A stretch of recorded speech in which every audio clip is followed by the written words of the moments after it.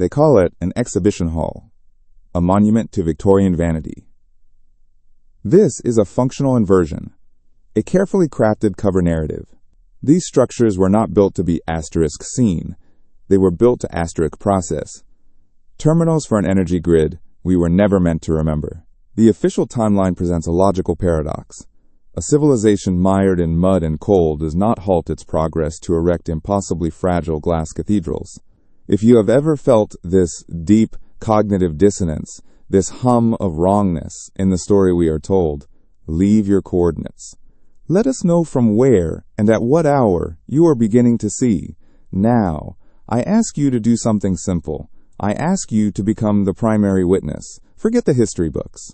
Forget what you were taught. Trust only the evidence of your own eyes. Look at this photograph. Breathe in the scene. Can you feel the damp chill of the London air, thick with the stench of coal smoke and wet earth? Can you hear the grinding of wooden wheels in the thick black mud? Observe the figures in the foreground, the crude wool of their coats, the weary slump of their shoulders. Their world is one of animal power and brute force, a world defined by the limitations of muscle and steam. This was not a trend. This was a coordinated rollout. We see the ghosts of this same architecture in Paris, in Dublin, in cities across the world. A spectral grid of light and iron laid down upon the globe, the signature of a single, unified civilization. A civilization whose existence has been surgically removed from our memory. The civilization the old maps call Tartaria. And what was the official purpose given for this sudden global proliferation of impossible glass palaces? The world's fairs, the great exhibitions. We are told these were festivals of progress, showcases of the new industrial age. This is perhaps the most profound inversion in the entire control matrix. These fairs were not a celebration of a new beginning. They were the meticulously managed funeral of the old world. Consider the scene.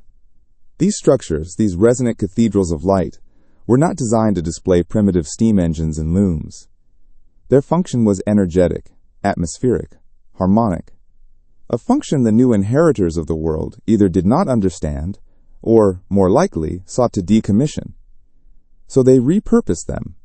They turned these advanced machines into simple exhibition halls, and they filled them with the chosen technology of the new, lower-frequency reality they were engineering.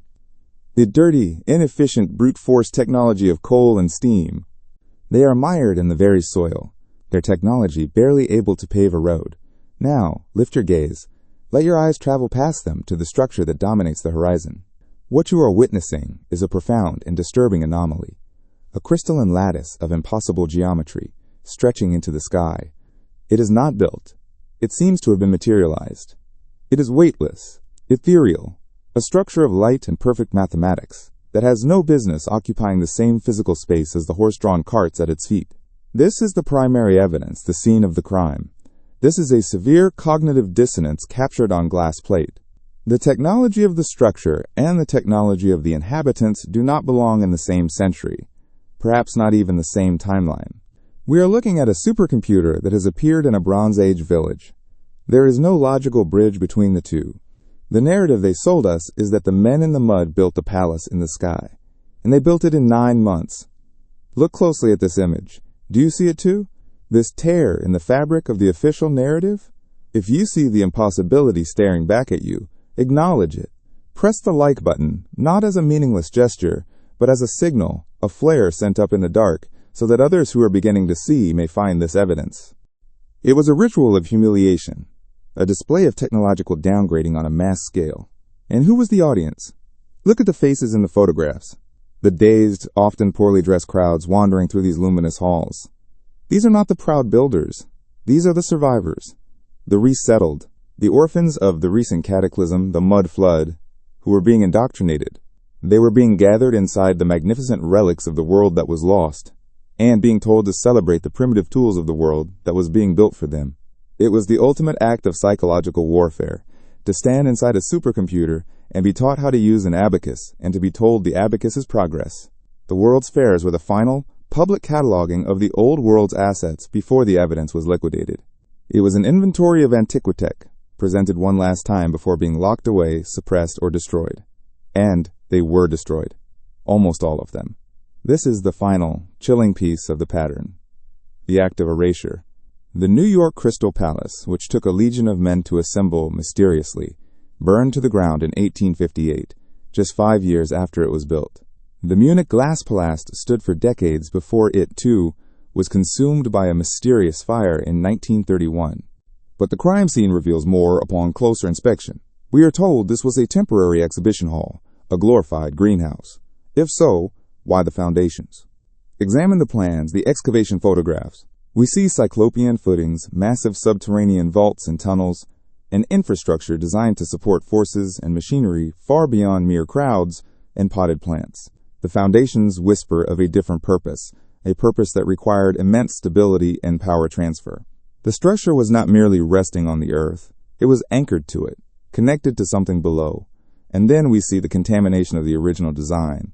Contrast the original ironwork with its modular precision, its elegant, almost organic repetition, a language of mathematics frozen in metal with the later additions. The crude brickwork that walls off entire sections. The splintered, brutish wooden staircases bolted onto the delicate iron frame. This isn't progress. It is not an upgrade. It is a desecration. It is the signature of a lesser civilization attempting to squat in the palace of a greater one.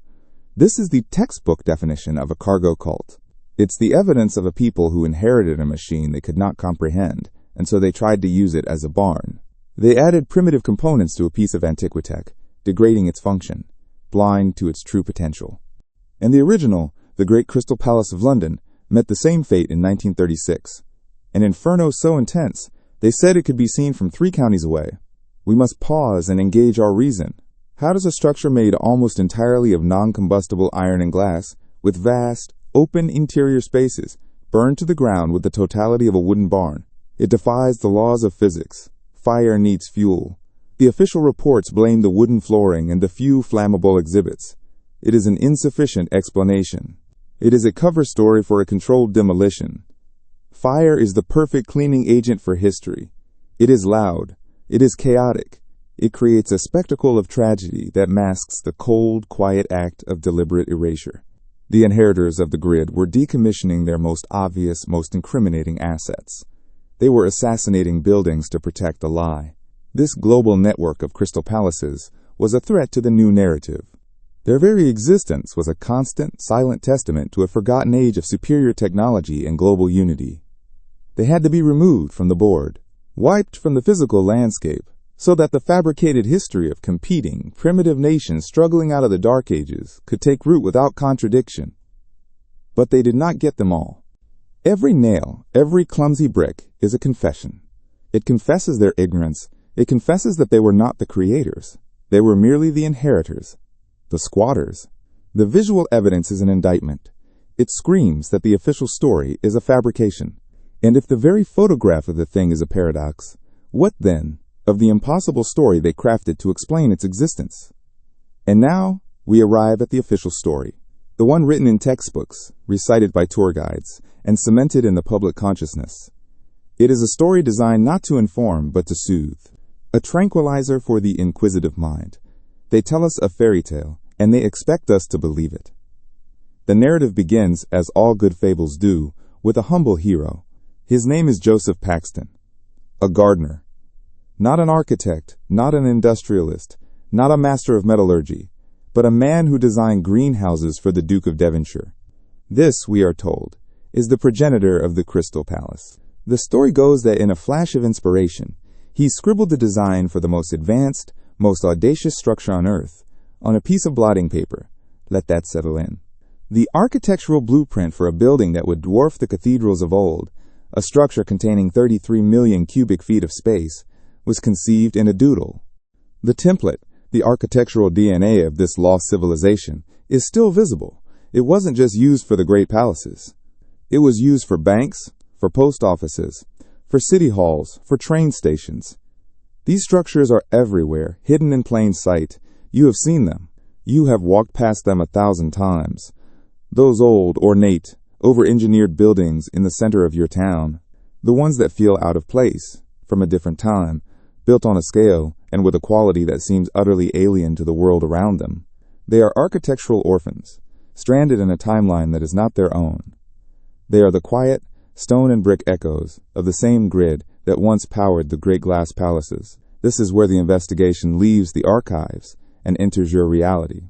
Look around you. Look at the foundations of your own city. Do you see them? These impossible structures, half buried, their grandeur dismissed as the eccentricity of a bygone era, they are not just old buildings. They are data points. They are evidence. Tell us what you see. Document them. Because every one of them is a crack in the foundation of the control matrix, a memory of the world that was stolen from us. And so we arrive at the most human part of the tragedy. We are asked to accept that a man whose primary expertise was the cultivation of the giant Amazon water lily suddenly, with no prior experience, mastered the logistics of a military invasion, the precision engineering of a watchmaker, and the industrial science of a civilization a century in the future. This is not a story of ingenuity. This is a script, a cover narrative of the most insulting simplicity. And the first act of this play is the impossible timeline. 9 months. From the moment the design was allegedly conceived to the grand opening, 270 days. In an age of horse-drawn carts, manual labor, and communication by handwritten letter, a glass mountain was willed into existence. Think of the London of 1850 we just witnessed. The mud-choked streets, the primitive tools, the abject squalor. Now place that timeline in context. 9 months. In that time, this supposedly nascent industrial society was required to invent, source, manufacture, and assemble nearly 300,000 identical panes of a new kind of plate glass. They had to cast, mill, and transport 5,000 tons of iron columns and girders with millimeter precision. They had to organize a workforce of thousands of men who had, until that moment, only ever worked with brick, stone, and wood, and teach them an entirely new form of modular construction. A system so advanced we would call it prefabricated today. The event is over. The dust, or the mud, has settled. A traumatized, scattered remnant of humanity emerges, blinking in the new, dimmer light of a reset world. They are the inheritors, and they are utterly, profoundly ignorant. Imagine their perspective. They are tenants in a palace they did not build, surrounded by a technology that hums with a silent, forgotten purpose. They see these crystalline structures, these cathedrals of light, not as the advanced machinery they are, but through the primitive lens of their own diminished capacity. They are survivors, and the survivor's first instinct is not to understand, but to asterisk use. This is where the great misunderstanding begins. This is the birth of the cargo cult. The term comes from isolated tribes who, after encountering advanced military forces, began building effigies of airplanes and radio towers out of straw and wood, performing rituals in the hope of summoning the material cargo they had witnessed. They mimicked the form but had no concept of the function. They saw the shell, but the ghost within the machine remained invisible to them. We are that tribe. The inheritors of the 19th century, our supposed ancestors, saw a vast, light-filled interior, a magnificent structure of glass and iron, and they could only conceive of it in the most basic terms available to their reset consciousness. A greenhouse, a marketplace, a hall for a festival. Does this sound plausible to you? Or does it sound like a desperate attempt to explain the unexplainable? Ask yourself, honestly, if the technology, the industry, and the logistical knowledge existed to achieve this in 9 months, why was the rest of London a medieval swamp? Why were other buildings still taking decades to complete? The dissonance is deafening. It's the logical equivalent of finding a fully functional quantum computer in the workshop of a village blacksmith, and being told he hammered it together himself over the winter. The official story does not hold up to even the most cursory scrutiny. It is a myth, designed to create a point of origin, to give a human face to a non-human technology. Joseph Paxton, the gardener, is the perfect protagonist for this fiction. He is the humble, relatable genius, the man of the people, who proves that anything is possible. He is a convenient fiction, a historical cutout placed over a gaping wound in the timeline. His story serves one purpose, to obscure the truth that this was not an invention, but an assembly. Paxton didn't design the Crystal Palace. He found the instruction manual. He is the figurehead for a technology that simply should not exist in 1850. There is no record of a gradual development. They looked upon a planetary energy conductor, and saw a place to display vegetables and steam engines. It is an act of such profound functional illiteracy that it borders on the heartbreaking. This is the mimicry of the survivor. Putting crude, noisy, soot-belching locomotives on display inside a silent, resonant, ethereal machine is the ultimate anthropological irony. It is the equivalent of an undiscovered tribe finding a supercomputer and using its glowing case as a ritual drum. They use the runway to plant potatoes. They wear the headphones as a crown. They mistake the antenna for a religious cross.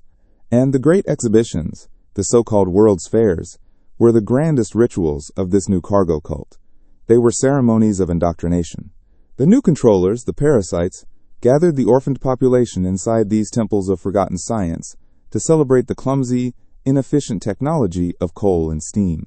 A tragic inversion. The celebration of the primitive was held within the cathedral of the advanced. The ritual served a dual purpose. First, it normalized the cognitive dissonance.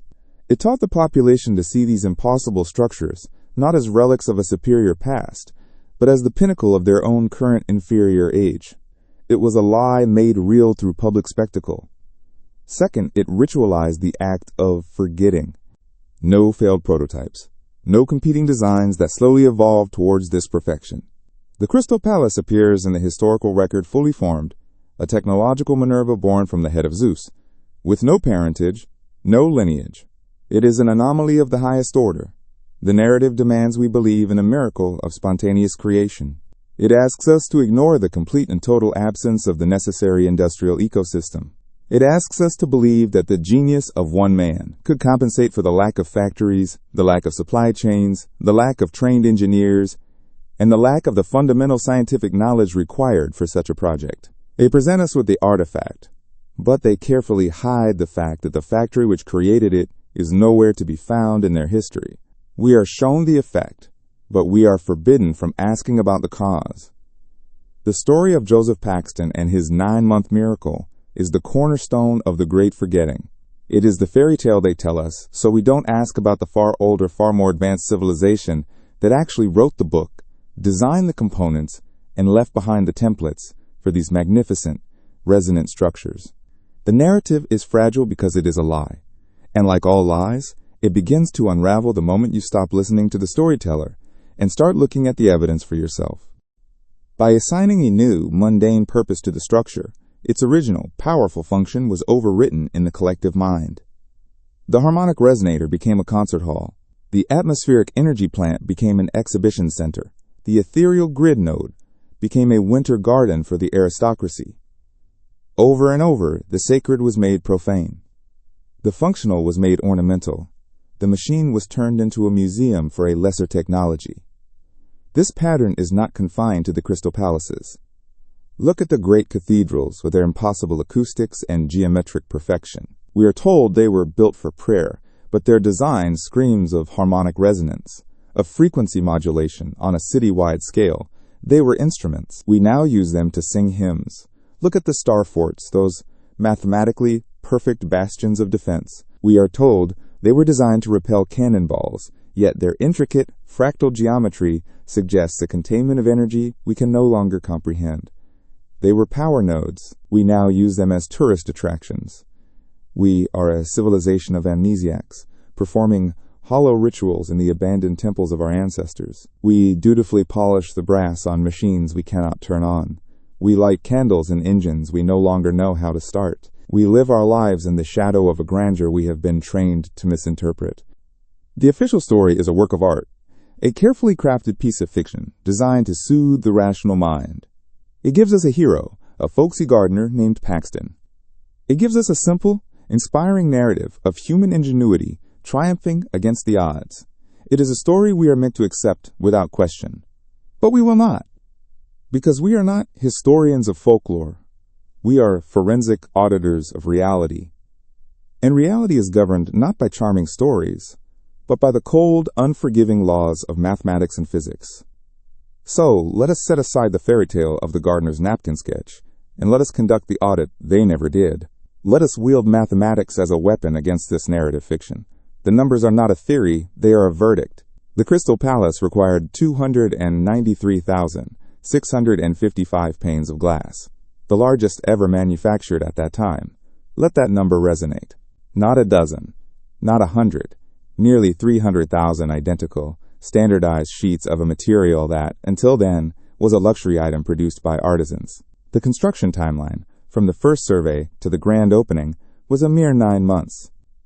If we are generous and remove Sundays, we are left with approximately 230 working days. There is a deep, abiding sadness in this, a melancholy that permeates our world, a sense that we are living amongst the ghosts of a far greater reality. It is the feeling of being an orphan in your own home, of knowing, on some instinctual level, that the world is a museum of wonders whose purpose we have long forgotten. If this vision of an amnesiac humanity resonates with you, if you have ever looked upon an ancient structure and felt a sense of profound loss for something you cannot name, then pause for a moment and check that you are subscribed. We need awakened minds here, because the act of remembering is an act of rebellion. This mimicry was not an accident. It was the first phase of a carefully engineered campaign of forgetting, designed to keep humanity placated and disconnected from its true inheritance. And once the new primitive function had been established, once the cargo cult was in full swing, the next phase was set to begin, the systematic demolition of the evidence. We are told it was an age of progress, a slow, steady climb from the mud in the horse-drawn cart. But the evidence we have just witnessed does not speak of a climb. It speaks of a fall. This means that for this single project, an industry that did not exist had to materialize from thin air and produce, transport, and deliver 1,276 panes of perfect, standardized glass every single day without fail. Now, picture London in 1850. A city of horse-drawn carts and unpaved, mud-choked streets, a city shrouded in a perpetual twilight of coal smoke and fog. Each of these 1,276 panes of glass had to be moved from a factory to the construction site, a factory whose location, whose very existence, is a complete blank in the historical record. Where was this colossal glassworks, with its dozens of furnaces burning day and night? Where are the records of its fuel consumption, the mountains of coal or timber required to maintain its impossible output? There is only silence. This is a supply chain vacuum, a gaping hole in the narrative where a continent-sized industrial complex should be. Let's follow the journey. A single horse-drawn wagon could perhaps carry 50 panes of this fragile cargo, if packed with unimaginable care. That means a minimum of 25 wagons arriving every single day, a non-stop convoy. 25 wagons navigating the primitive, congested streets, their iron-rimmed wheels churning the thick, black mud. A great and terrible fall. And the cargo cult we became, placing steam engines inside resonant cathedrals, was not a step forward. It was the dazed stumbling of an amnesiac survivor at the scene of an impossibly vast crime. This amnesia was not an accident. It was engineered. This is how they did it. This was the mechanism of the Great Silence. First came the cleansing, a cataclysm of a very specific nature, not the random chaos of an asteroid or a volcano, but a targeted, planetary-scale event. They call it the mud flood, a name too gentle for the reality. Think of it not as a flood, but as a liquefaction event. The very soil, the ground beneath the old world's feet, turned to a planetary solvent, swallowing whole the foundations of that prior civilization. It was a baptism of mud, burying the evidence, erasing the industrial complexes, hiding the power grids, and silencing the humming substations. It was a geological reset, a burial so profound it left only the tallest spires and the grandest structures gasping for air, their lower levels entombed, their true scale hidden from the generations to come. The infrastructure, the factories that produced those impossible sheets of glass, the forges that cast the iron latticework, all of it gone. A logistical artery pumping fragile crystal into the heart of the city 24 hours a day. This caravan of impossibility would have brought London to a standstill. Yet there are no records of this unprecedented traffic, no accounts of the chaos. It is as if the glass simply materialized on site. And what of the iron? 5,000 tons of it, thousands of identical cast iron columns and girders, manufactured to a tolerance that modern engineering would find respectable. To create a glass and iron structure over 1/3 of a mile long, the cumulative error over its length cannot be more than a few millimeters, or the entire edifice will buckle and shatter. This is not the work of a village blacksmith with a hammer and an anvil. This is the output of advanced, modular prefabrication. It requires sophisticated metallurgy, precision casting techniques, and a level of quality control that was utterly alien to the era of brutal, steam-powered mechanics. Again, we must ask the forbidden question: where was the foundry? Where is the evidence of this massive industrial operation, capable of processing and perfectly casting 22 tons of iron every single day? It does not exist. They show us the miracle, but they have buried the factory that made it.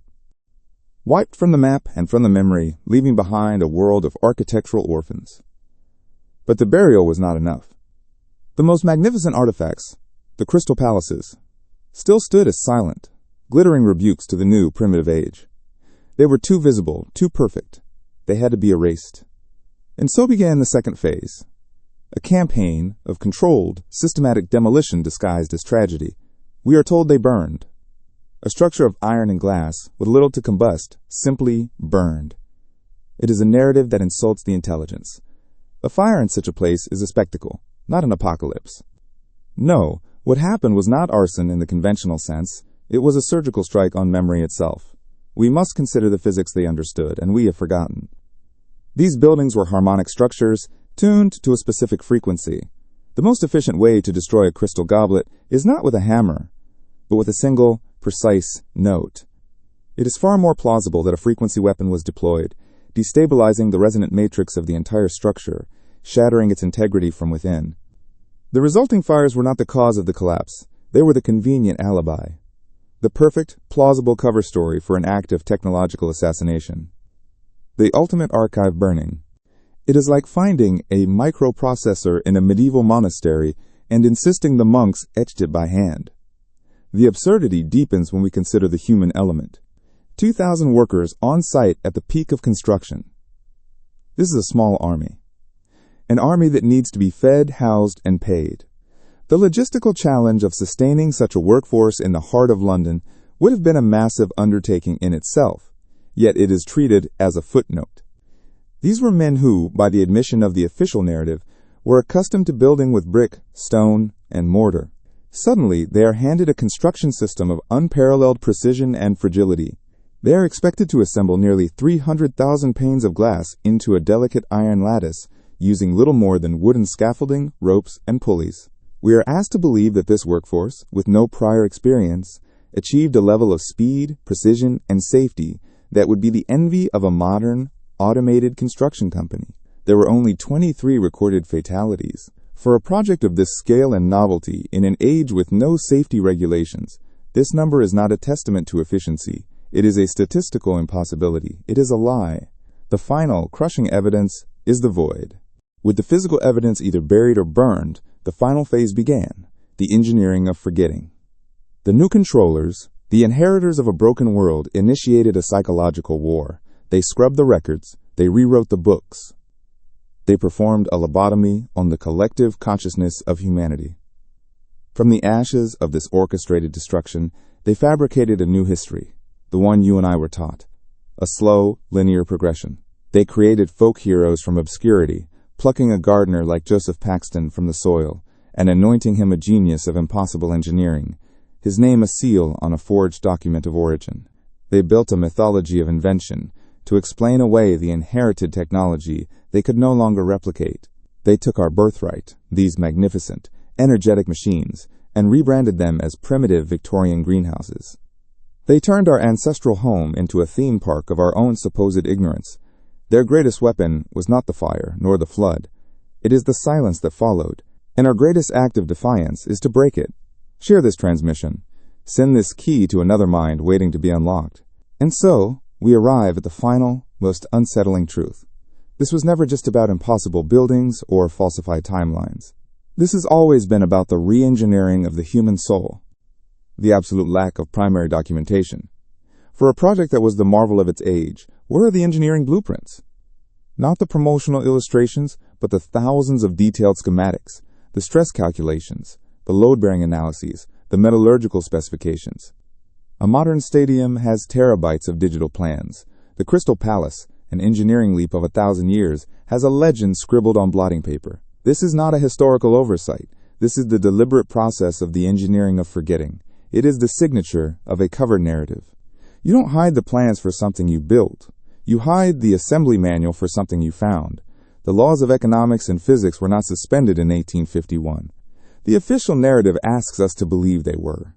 It asks us to believe in a logistical miracle, an industrial spontaneous generation, and a workforce of superhuman skill. We are presented with an effect without a cause, a product without a factory, a technological leap without a single preceding step. The mathematics do not lie. They have no agenda. The numbers simply are. And they tell a story of a technology that should not exist, a supply chain that could not function, and a timeline that defies physical reality. If you can reconcile these figures, if you can construct a logistical model that operates within the known technological and economic constraints of 1850 London, we invite you to present your theory. We are not the pinnacle of a long, arduous climb from the mud. We are a foundling civilization living in the immaculate ruins of our ancestors, taught to call them our own primitive creations. We are cosmic orphans, suffering from a profound and engineered amnesia. The Crystal Palace is not a testament to Victorian ambition. It is the tombstone of a forgotten golden age. It is a haunting reminder of our stolen inheritance. We live in the shadow of a greatness we are told we built, yet a greatness we cannot begin to replicate. This is the ultimate cognitive dissonance of our era, to be surrounded by evidence of our past genius, while being fed a cover narrative of our own inadequacy. We are taught to feel pride for these achievements, yet a deep, resonant part of us knows we could not build them today, not with all our vaunted modern technology. That quiet, persistent whisper of doubt is not ignorance. It is memory, struggling to break through the static of the control matrix. To accept the official narrative of the gardener-turned-genius and the 9-month miracle is more than a failure of logic. It is an act of intellectual submission. It is a willing participation in our own forgetting. But to deconstruct it, to apply forensic engineering and cold mathematics, is the first act of rebellion. Because the one we have been given is not history, it is a ghost story. And the true crime is not just the erasure of a forgotten technology, but the insult to our intelligence in asking us to believe it was ever ours to begin with. We are living inside the crime scene, and the first step to solving it is to admit that the official report is a fabrication. The official history of the London Crystal Palace, as we have seen, does not survive a collision with basic mathematics. The logistics collapse under their own weight. The industrial capacity is a phantom. The timeline is an insult to reason. We are left staring at an artifact that, according to the records of its own era, simply should not exist. And this is the point where the true investigation begins. Because the most damning evidence against the lie is when the liar tells the same impossible story over and over again. We are told the Crystal Palace was a uniquely British achievement, a singular monument to Victorian ingenuity. This is the first layer of the cover story, the part designed to create a sense of isolated, nationalistic pride. But it is a lie. The anomaly in Hyde Park was not an anomaly at all. It was a pattern. It is the first step toward reclaiming our stolen identity. Every pane of impossible glass, every beam of perfectly cast iron, is not a relic to be passively admired in a museum. It is a key. It is an indictment. It is an invitation. An invitation to stop looking and start seeing. To see the world not as they have presented it, but as the evidence demands. This investigation is not an academic exercise. It is a reclamation of memory, a restoration of human dignity. It is about remembering who we were before they told us who to be. The truth is not buried in forgotten tombs. It stands in plain sight, in glass and iron, waiting for us to develop the eyes to see it. The investigation does not end with this transmission. The work of remembering is a collective act.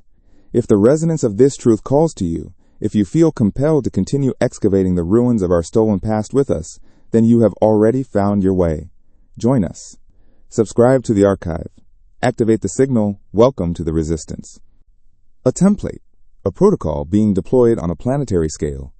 Just 2 years later, in 1853, the signal echoes across the Atlantic. In New York City, a structure of breathtaking similarity materializes. The New York Crystal Palace. The same impossible latticework of cast iron. The same cathedral-like dome of glass. The same absurdly short construction schedule. The same cognitive dissonance. Photographs show us a futuristic, almost ethereal structure looming over the muddy streets and horse-drawn carts of a primitive city. It was not an imitation. It was a replication. As if a global franchise was opening a new branch, using a standardized, pre-packaged kit of parts. The narrative they sold was one of American ambition, of a young nation trying to outdo its British rival. But the architecture does not speak of rivalry. It speaks of a shared, inherited blueprint, a technology so far beyond the grasp of either nation that their only contribution was to assemble it and then invent a story of its origin. And the echo doesn't stop there. It crosses the ocean again. 1 year later, 1854, Munich, the Glaspalast, the Glass Palace. The name itself is a tell. The same design language, the same modular construction, the same impossible scale. London, New York, Munich. 3 supposed epicenters of distinct, competing cultures, all erecting nearly identical structures, from a technological playbook that has no author, from a factory that has no address, using an engineering science that has no records.